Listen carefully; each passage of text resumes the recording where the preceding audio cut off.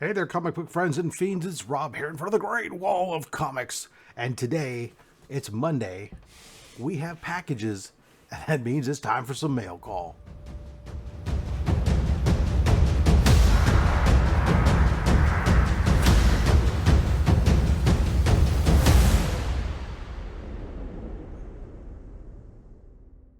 All right, welcome to another Monday Mail Haul. Packages here ready to roll. And a new setup. You'll notice I'm not wearing a headset. I've got this mic thing in camera because I got to get it somewhere out of my way, but it's got to still be in the way for you to hear me.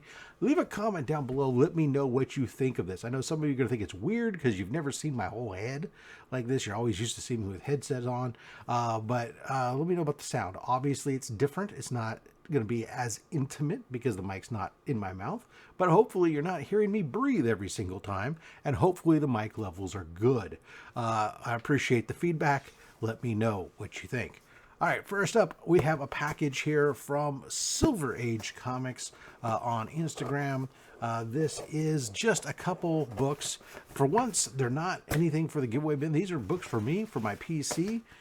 He had a couple Batman books, some go up, and I haven't worked on my Batman run in a while, mostly because the books that I need are for the most part in the 200s, 250 to 300. And when I go to cons, I like to look for stuff for my Batman run, but unfortunately most of what people bring are 300 and up. Now, he posted a bunch of books. Unfortunately, I wasn't there right away, so there were several books I needed for my run that I wasn't able to get, but I was able to pick up two books. And surprisingly, one of those books actually was one of two books in the 300 range I needed. I needed 301, and I needed 376. Well, I was able to pick up 376, add that to my run. And then the other book that I was able to pick up for the run was Batman 282. It's nothing special with these, just books filling my Batman run. Nice looking copies. This one here is the lower grade of the two. It has a couple minor spine ticks and a dinged up top corner slightly, but I'm not grading it. It's still a fine plus, very fine minus copy. I'm very happy with that. Okay. Next up, as we fly through this here, Unknown Comics. I have several things on order from Unknown. I don't buy as often from them, but they are, if you don't know, they're basically a variant house. I mean, they sell regular, you can subscribe and get regular comics, but the big thing with them is all their variant covers. Comic collectors, we have a love-hate relationship with variants, especially these exclusives, in that we all recognize that they're probably not doing anything good for the market, but at the same time, covers come out from artists we love, and we go, oh, I gotta have it. So, like I said, love-hate relationship, bubble wrap goes away. In this case, and I really wish they would get rid of this idea of I have to scotch tape books together. Scotch tape doesn't peel off easily without damaging books, so we end up having to slice through here very carefully. Fortunately, they're only using two pieces. Sometimes they do four. All right, so with this we get, I picked up a set. So a Virgin and trade dress set, and then they threw in an extra bonus book. Now, so let's go with the books they picked up. Now, I already have these. Actually, what I was really hoping was there's a new book that variant that had come out. I don't know if it was this cover or a different cover that they have that they're going to only give away as one of these bonus things. And I was hoping, oh, maybe if I order these, I'll get that book. And I didn't get it as my bonus book. But so I don't know. These might go in the giveaway bin because I already have a set of these. And so this is Ultimate Spider-Man issue 2. This is the Tyler Kirkham homage to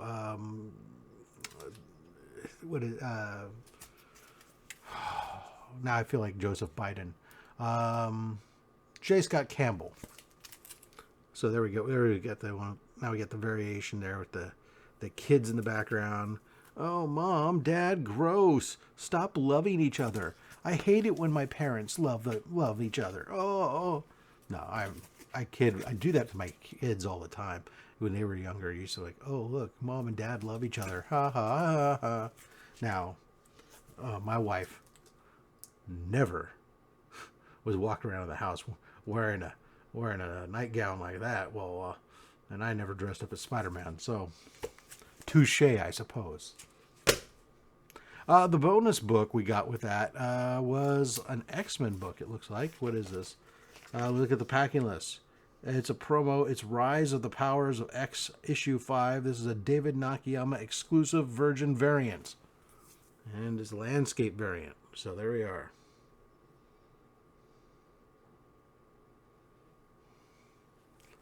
That's cool. It's not my book. It's not my jam by any stretch of the imagination. That is 100% a giveaway book. All right, now the good friends at Big Time Collectibles. I say good friends because Nelson, who runs Big Time Collectibles, huge supporter of Comics Curing Cancer. Matter of fact, you can check out Comics Curing Cancer on Instagram and Facebook. Also, if you don't know all about it, you can watch this video here. But essentially, Comics Curing Cancer is a campaign of the American Cancer Society. We, myself, DJ Links, and Mark Legion of Comics, we spearhead the comic community effort to raise money. Last year, we raised over $50,000, and we're trying to do it again this year. Nelson over at Big Time Collectibles helped us out big time when he paid for the cost of production of the Sonic the Hedgehog exclusive comic that we had during Heroes Con.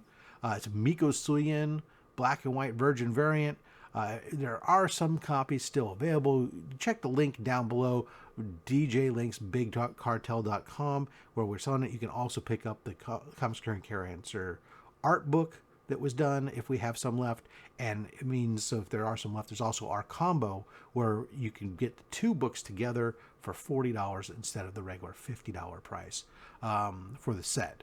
Anyway, so Nelson, very generous, covered the cost of production of those, covered the artwork, split the production run with us, and we were able to sell those books then with 100% of the cost of the book going to Comics Curing Cancer. So I'm doing my part, watch what they're putting out and supporting them. And this was a book I was super excited for. I'm not a big... I used to be all about pre-ordering slabs. I don't do it very often. Now, oftentimes I'll find I'd much rather buy two copies, potentially, of the book I want and submit them for grading if I want it graded, and use that to get my 9.8 or possibly 2, and then I have an extra for some purpose. And it will cost me less money or the same. But this one was a little different. I dig this book. I love, first of all, Spider-Gwen. I don't know why. And it's not because she's hot or whatever else. I'm one of those guys who tells you guys to stop sexualizing a teenage girl. But this is the Spider-Gwen #1, the new relaunch of the new series. And I do dig some of Peach Momoko's work. And this is a Peach Momoko cover. When I saw this, I was like, this is a beautiful book. So look at this cover. Bam. Peach Momoko, Spider-Gwen. Maybe it's not your jam. I don't know. But I think it's just beautiful. The colors, the work, everything on it. So I wanted it. I went ahead and picked up that 9.8. You put the Tratus on it. Now, this is, of course, one of those custom labels that I'm not a fan of personally, because they put the artwork so far over that this stupid hologram covers half the artwork, which is dumb. But that doesn't matter because I'm not looking at it. I'm looking at Peach Momoko's work. That is phenomenal. Pre-ordered 9.8. I do like the spider web behind the 9.8. That's a nice little touch. But there we go. That's just the relaunch of the radioactive Spider, or not radioactive. It is the Spider Gwen, the Ghost Spider. So many different names they've had on this show or run. All right, final book time. You know how we do these. I tend to do the new, recent, modern books, and then we do an older book. And I'm not going to disappoint. That's what we're going to do. Now, I have cracked open this box previously because it was so thick, and it was only supposed to be one slab. That could mean only one thing: packing peanuts. And I was right. So, I've taken the liberty of removing all the packing peanuts so we can open this box now. Easy peasy, lemon squeezy. And here we are, nice and wrapped in bubble wrap. Put that box out of my way. And, all right. So this was purchased off of eBay from a seller, Legacy Collectibles. Bubble wrapped pretty well here. So, I'm going to pause this right here and we'll show you the book. Okay, so I'm glad I paused this because, wow. Not only was the book, the box, a good sturdy box with packing peanuts all around it. Then when the book was bubble wrapped. That bubble wrap, when I pulled off the bubble wrap, inside was a bubble mailer. I cut open the bubble mailer, and inside the bubble mailer was more bubble wrap around the book. So phenomenal packing job. I'm going to make sure I call that out on my feedback. Remember, if you are purchasing from an eBay seller, go ahead and leave feedback, especially if it's not, if you miss somebody who's a regular business that's got 20,000 freaking feedbacks, you miss one or two, no big deal. But if you're buying from a small collector like myself, I only sell a handful of books. Make sure you leave those comments because it is important, the feedback. Anyways, so this book is from 1972. I've been looking for a copy of this for a little while now because I'm on the key, picking up all those various keys. The book had spiked for a period of time due to MCU movies. Fortunately, one thing you can count on when it comes to MCU movies is that the books will come down after the movie's gone. And depending upon how well received the character or the movie was, it depends on how fast that comes down. Now, the movie was fairly well received.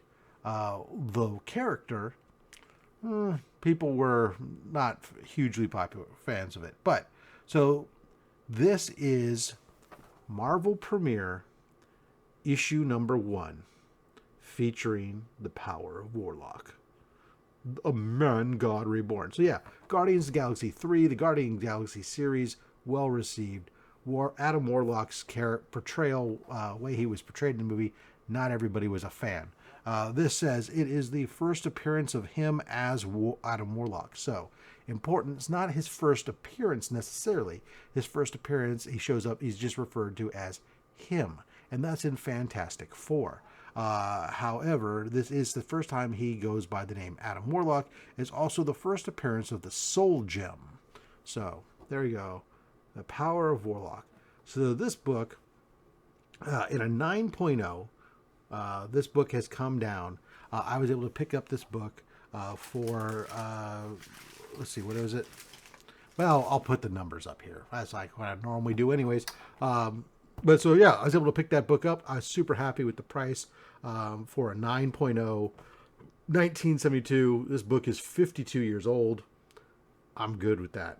And does that make you feel old, that this is 52 years old? It makes me feel old. That's for sure. All right, guys, that's what I've got for this week's episode. Again, leave a comment down below. Let me know what you thought of this week's pickups. What was your favorite of the bet? What did you think about this microphone setup? Should I keep it? Do you hate it? We're going to run with it for a few weeks at least. And maybe we'll bring back the headset. Maybe we won't. But until next time, you collect what you want. Don't listen to anybody, including me. I'm just a fat man with a fat stack of comics and a fat opinion. Thanks for watching.